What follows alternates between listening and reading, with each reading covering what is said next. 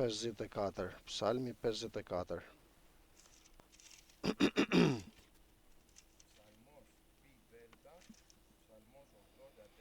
Kërkesa për çlirim nga armiqt, thot kantiki i Davidit është kjo. Psalmi 54 pra. O Perëndia im, më shpëto me emrin tënd dhe sigurom drejtësi dhe fuqinë tënde.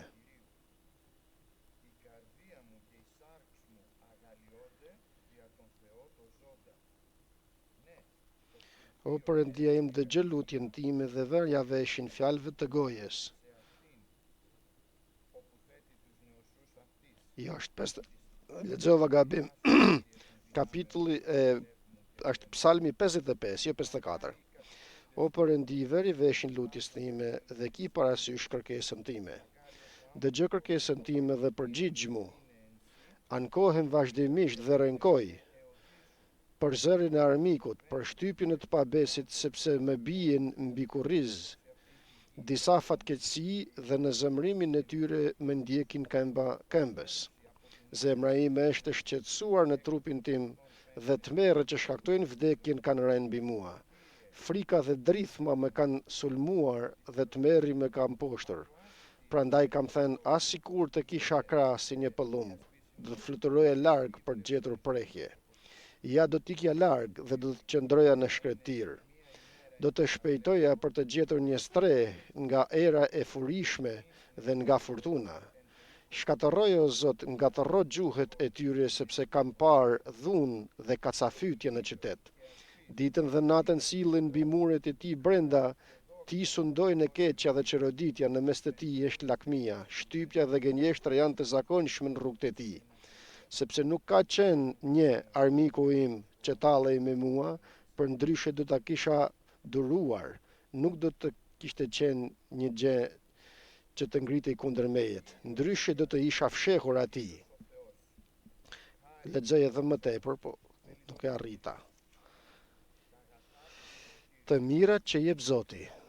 Të mirat që jep Zoti e dim dhe jemi të bindur nga fjala e tij, por edhe nga vetë dëshmia e jetës tonë se Perëndia është ati i gjithë të mirave. Ati jon qiellor është që jep çdo të mirë. Dhe ky është ngushëllimi jon, është shpresa jon gjithmonë, akoma dhe në kohë të vështira, sikur se kemi thënë, se duke pritur Zotin dhe sikur se thot në fund, në paragrafin e 12, ato që shpresojnë në Zotin e plot fuqishëm, dhe më thënë ka pushtet mbi të gjitha fuqit Perëndia, gjitha fuqit qiellore, toksore dhe nëntoksore.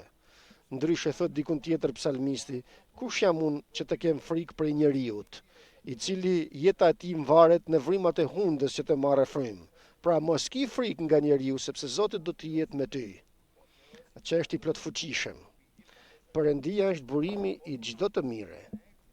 Por që të vish në këtë pikë për të njohur këtë gjendje, vazhdon dhe thot, sa të mira janë çadrat e tua, o Zot i plot fuqishëm.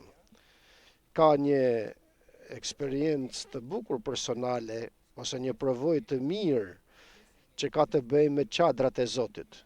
Cila është çadra e Zotit? Çadra e Zotit është aty ku banon Zoti, aty ku mblidhet populli i Perëndis. Sikur se e dim se trupi i Krishtit janë besimtarët në dhjatën e re, por dhe në dhjatën e vjetër mblidheshin tek tempulli i Salomonit izraelitët dhe adhuronin, ofronin adhurim tek Perëndia. Përpara tempullit mblidheshin tek çadra, kur kjo çadër lëvizte, kur dolen nga Egjipti derisa të arrinin në vendin e Kananit, e merrin këtë çadër me vete në përshkretir.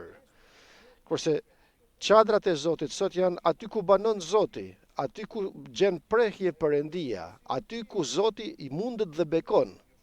Dhe vetë psalmi këtu, ai që shkruan këtë psalm ka këtë provojë, jo vetëm për të njohur dhe për të patur diturinë, por edhe ka patur provojë në jetën e vet se çadrat e Zotit janë shumë të dashura.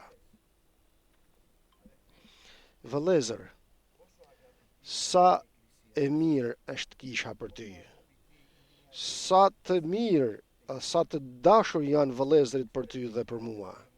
E dini se vëllezërit ton është kisha.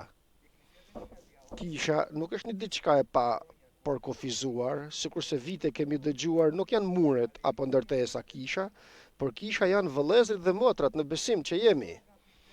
Pra, sa të dashura janë qadrat e tua, o Zot Perëndi, sa të dashur janë vëllezërit tonë, sikur se shohim në fytyrën e tyre Jezu Krishtin, Zotin. Ky njeri patjetër që sikur ka arritur në këtë përshtypje dhe në këtë njohuri, sikur se tham, është e sigurt se nuk kaloi edhe vitet më të bukura të jetës së tij, nuk kaloi vetëm në përbekime sikur se do të shohim, por nga që kishte marrë një vendim të shkoj tek qadrat e Zotit dhe të vizitoj qadrat e Zotit të plotfuqishëm, në fund fryti i tij është ky, dhe thotë: të dashura qadrat e tua, o Zot. Dikun tjetër thot ky psalm: sa u gëzova kur më thanë të shkoj në shtëpinë e Zotit. Sa ndjen të bukur, ndjeu, pra pasuri e Perëndis ishte kjo që ndjeva në shpirtin tim kur më thanë të shkoj në shtëpinë e Zotit. Por përse nga një herë nuk e ndjej këtë? Përse disa herë nuk më prek kjo? Do ta shohim vëllezër me hirin e Zotit. Por Zoti don të na dhuroj atë dashurinë në zemrën tonë për qadrat e Zotit, për vëllezërit tonë, për shërptorët dhe për shërptorët e Zotit që qëndrojnë pranë nesh aty në bankë ku jemi të ulur apo jemi të gjithë së bashku në marrëdhënie me njëri tjetrin. Dëshiron shpirti im për oborret e Zotit, ma nuk ka gjë tjetër jeta jote të dëshiroj më tepër. Nuk shef rreth e qarktejet pasurit, nuk shef rreth e qarktejet mëkatin, gjitha ato zera apo figura që kalojnë përpara tejet. Kemi parë se në telefon shohim figura dhe zera. Figura dhe zera. Ja të shoh sot. Përse shpirti im, çfarë don shpirti im sot pra? Të shoh këto figura, apo të dëgjoj këto zera të kësaj bote, apo dëshiron dhe ka kaq zell për oborret e Zotit. Oborret e Zotit, qadrat e Zotit janë të dashura, por se e dini se në qadrat e Zotit ose në oborret e Zotit, të parën gjë që don shpirti jon është të hapet zemra e njeriut, sepse zemra jon shpeshherë është e mbyllur, e vulosur. Shpirti jon mbetet e skllavëruar dhe nuk e paraqesim përpara Zotit. Davidi kishte marrë një vendim gjithmonë që ta nxjerrë zemrën e tij përpara Zotit. Në vështirësitë që kishte, në problemet që kishte, në pikëllimet, në përndjekjet, në mëkatin e tij, nxirrte zemrën e tij tek Zoti. Nxirrte zemrën e tij tek Perëndia. E dinte se ishte bariu i tij, e dëshmonte dhe thoshte se Zoti është bariu im. Është Zoti bariu im. Nuk e ndjej, afroju. Afroju Zotit, bëje një hap. Sot është dita e shpëtimit. Bëje një hap drejt bariut të mirë që është Jezu Krishti dhe do të shohësh pastaj. Do ta vërtetosh, jo vetëm me diturinë, por edhe me njohjen, me rrëfimin, do ta ndjesh, do ta shohësh shpirti yt se përfundimisht Zoti do të jetë bariu yt dhe ai që do të drejtoj. Zemra ime dhe mishi im gjen kënaqësi për Perëndinë e gjallë. Atje tek qadrat e Zotit, aty do të gjej Perëndinë e gjallë. Dhe zemra ime, njeriu pra, njeriu i brendshëm dhe njeriu i jashtëm, kënaqen për Perëndinë e gjallë. Po, dëshmon tek paragrafi 3, se edhe zogjtë e malit gjejnë banim. Ai që është i vetëm, që ndjen vetmin, ai që nuk ka dhe shoqëri, ai që nuk ka njerëz të qëndrojnë pranë tij, a ke ndjer veten kështu i vetmuar ndonjëherë, apo mos sot? ndjesh i tillë si i vetmuar. Ta dish se dhe struckat e malit në çadrat e Zotit gjejnë banim. Mos kërko të gjesh banim dikun tjetër. Je i but, je i vetmuar, ndjen vetmin, shko dhe vrapo të çadrat e Zotit. Ma nuk më duan atje të kisha, nuk më dën njëri, nuk më dën tjetëri, nuk më marrin në telefon, nuk më kërkojnë. Jo, mos shpreso tek njeriu. Mos shpreso tek njeriu, tek Perëndia i gjallë shpreso. Vëllezër dhe motra, të kthejmë shikimin ton, mendjen dhe zemrën ton, gjithë qenjen ton, jo tek njerëzit, le që edhe tek njerëzit na thot Zoti ti duam, por më mirë të kthehemi tek Zoti, nga ai do të marrim forcë, nga ai do të marrim dashuri, nga ai do të marrim ngushëllimin, do të na mbush Zoti me lot, me ngushëllim dhe shpresë, dhe do t'u japim, pastaj kemi mundësi t'u japim edhe atyre që kanë nevojë. Turtulli gjeti fole për veten e saj, sa që vuri edhe të veçlit e saj. Merre familjen tënde, edhe në qofë si janë bërë lem shpunët në familjen tënde, mblidhe familjen tënde dhe shko në kish, shko në çadrat e Zotit, aty do të gjesh folen, aty do të gjesh prehje, aty do të gjesh përsëri qetësinë e shpirtit tënd, dhe do të shofish se si Zoti do të japë fryt në atë vend të shkret, atë tokë të shkret që është bërë zemra jote, do ta bëj frutdhënëse.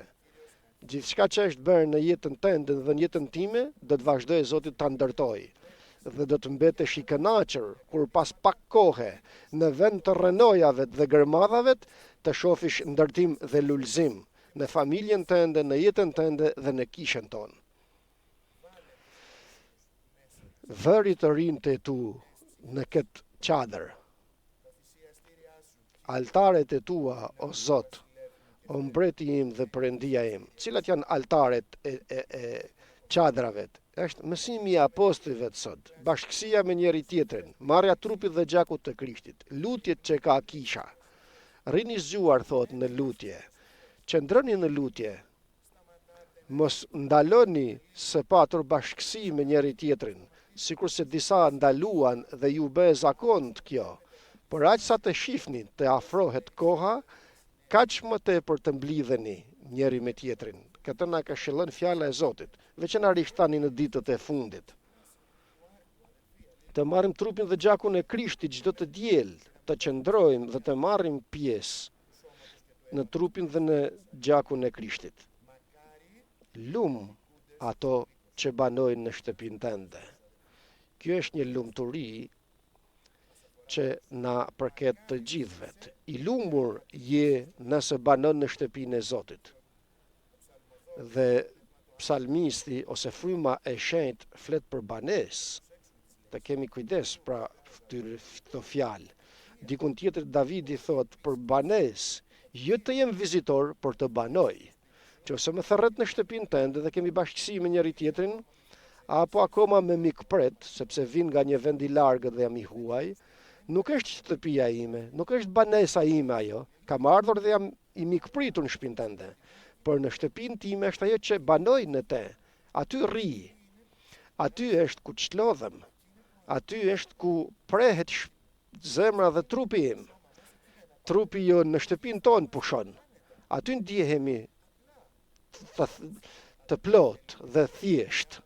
Kështu e bën zemrën tonë, Zoti i vëllezër, kur të shkojmë në kish, të ndjehemi të qetë, të kemi gëzim kur të shkojmë në kish. Përse? Sepse do të takojmë Zotin, se do të na vizitoj Perëndia, do të na vizitoj Zoti i plot fuqishëm, se do të dëgjojmë fjalën e tij, do të na ngushëlloj fryma e shenjtë, për këtë arsye do të gjej prehje zemra jonë.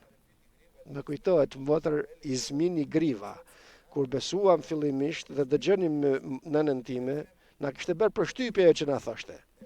Na thoshte, vëlla, unë kisha kaq 7-8 fëmijë, më kujtohet sa fëmijë kishte, dhe i rritëm në një shtëpi të vogël që kishim atëherë. Ku ajo shtëpi hapej çdo javë për të lutur e gjithë kisha. Nxirrnin çka kishin rafta e komodina jashtë që të zinë të njerëzit brenda. Dhe kur tjetri do të hante, tjetri të pinte, tjetri të lexonte, të studionte, unë vrapoja, thoshte. Unë doja një moment të çlodhesha dhe mendoja unë do të shkonte në krevatin e saj të çlodhej. Nuk kisha ku të shtrihesha të pushoja, thot, dhe hapja derën e kuzhinës, nga pas deres, që ishte një kënd aty, dhe i them, motër, çfarë bëj atje? Shtriheshe atje? Jo, thot, lutesha atje. Pra qetësohej dhe pushonte në lutje, në përqafimin e Zotit. Dhe më kujtohet, të gjithë të vjetrit thonin, shkojmë në kish për të çlodhur. Më kujtohet vëlla Jorgo që thoshte tek të rinë gjithmonë, je provime, ke për të studiuar shumë, je shumë i zënë me studimet, eja në kish të çlodhesh. Thoshte, përse? Sepse këtu është çlodhja jonë. Por duhet të përgatis edhe zemrën time që të takoj Zotin, ta hapi zemrën dhe ta jap përpara Perëndis. Lum ato që banojnë në shtëpinë tënde. Ato janë që banojnë në shtëpinë e Zotit. Gjithmonë kanë për të lavdëruar. Lum njeriu ku forca e tij është në zemrën që është në atë zemër udhët e Zotit. Ai njeri që në zemrën e vet ka udhët e Zotit, kjo është forca e Perëndis në te. Nuk ka forcë tjetër, nëse nuk ke forcë, ndjesh se je i pa forcë, ta dish se për ty është fjala e Perëndis. Mjafton që Perëndin ta bësh forcë tënden. Po, je i dobët, jam i dobët, nuk kam forcë. Jam dobësuar plotësisht, kjo është dëshmia jonë dhe mirë është ta themi. Por zgjedhim si forcë tonën Zotin, Zoti është. Zoti është forca jonë. Dhe lum ai që ka Zotin për forcë të vet. Në zemrat e këtyre njerëzve janë udhët e tua, o Zot. Në zemrat e atyre njerëzve që kanë marrë vendim, forca e tyre të jetë Perëndia, në zemrën tënde, në zemrën time është fjala jote. Fjala jote le të banojë në mënyrë të pasur në mua. Fryma e shenjtë do të vijë dhe do të marrë nga fjala dhe do të jap. Nga unë do të flas, thot Zoti. Nëse fjala jote banon në mënyrë të pasur në zemrën time, pra ta lexoj, ta studioj fjalën e Zotit, ta besoj, dhe atëherë aty është forca e Perëndis me anë të frymës të shenjtë që do të vijë të kujtoj fjalën në orët dhe momentet e vështira. Ato njerëz që nuk kanë forcën e vet, por kanë forcën e Perëndis dhe forcën qiellore, kalojnë nëpër luginën e vështirë dhe bëjnë advent të thatë që të bjerë shi në te, pra të jetë si një tokë e vaditur, sepse është udha e pikëllimit dhe nuk e harrojmë, sepse Zoti na e ka thënë që në fillim të besimit ton se ngusht është dera e vështirë është udha, por fundin shikoni, sepse është edhe udha e gjerë dhe kollajt dhe dera e gjerë. Rruga e dyshez, do më thënë që të ecësh kollaj në te, por fundi i saj është humbja. Kurse dera e ngushtë dhe rruga e vështirë të çon në mbretërinë qiellore. Pra kur të ecësh në udhën e vështirë, aty sikur se thot fjala e Perëndis, në luginën e pikëllimit, ku ka male, majtas dhe djathas, dhe në vend që të jem në mal, jam në një luginë të ngushtë të pikëllimit, por nga që kam marrë vendim që ta kesh Zotin forcë tënde në jetën tënde, atëherë Zoti ka për të të ndihmuar dhe këtë lugin do ta bëj burime ujrash. Ndërsa është kjo lugin e thatë, pa pritur, do të shofësh të dalin nga kjo lugin ujra të freskëta dhe këtë do ta bëj Perëndia.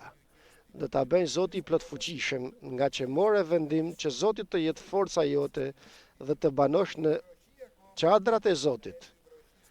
Dhe shiu akoma, sepse do të vijë shiu. A beson se Zoti do të hedhë shiun në shkretirën tënde?